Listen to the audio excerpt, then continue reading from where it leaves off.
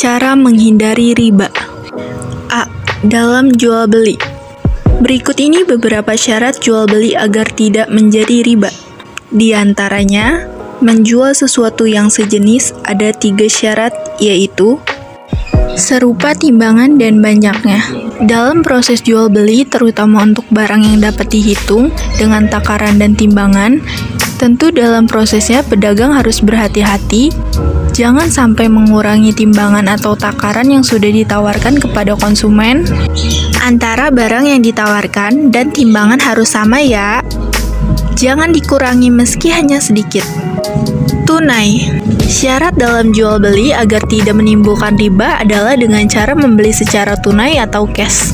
Tentu saja harga yang dibayar sesuai kesepakatan antara penjual dan pembelinya.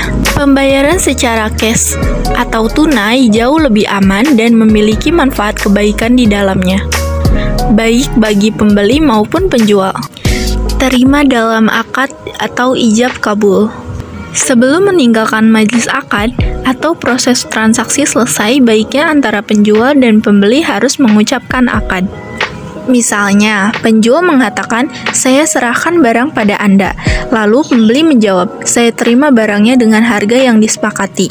Jadi, yang dimasuk akad dalam jual beli tidak hanya bisa dilakukan secara tertulis ya, namun juga dilakukan secara lisan saat membeli apapun. B. Dalam kehidupan sosial. Terdapat beberapa cara untuk menghindari riba dalam kehidupan bermasyarakat. Di antaranya, membiasakan hidup sederhana. Kehidupan yang glamor dan serba ada adalah salah satu gaya hidup yang banyak diminati orang.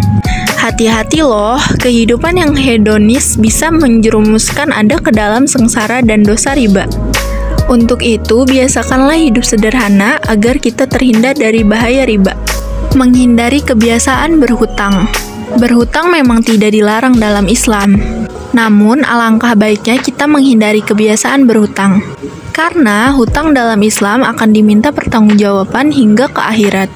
Meskipun orang yang berhutang meninggal, status hutang ketika ia hidup tidak berubah lunas bila tidak ada keluarga atau orang yang menjamin melunasi hutang orang yang meninggal tersebut.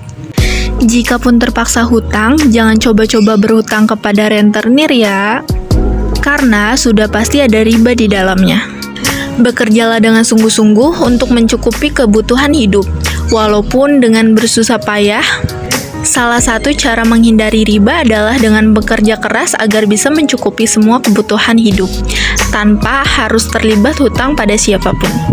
Jika ingin membuka bisnis dan membutuhkan modal, maka bisa bekerja sama dengan pendanaan syariah atau KPR syariah yang dikelola berdasarkan syariat Islam.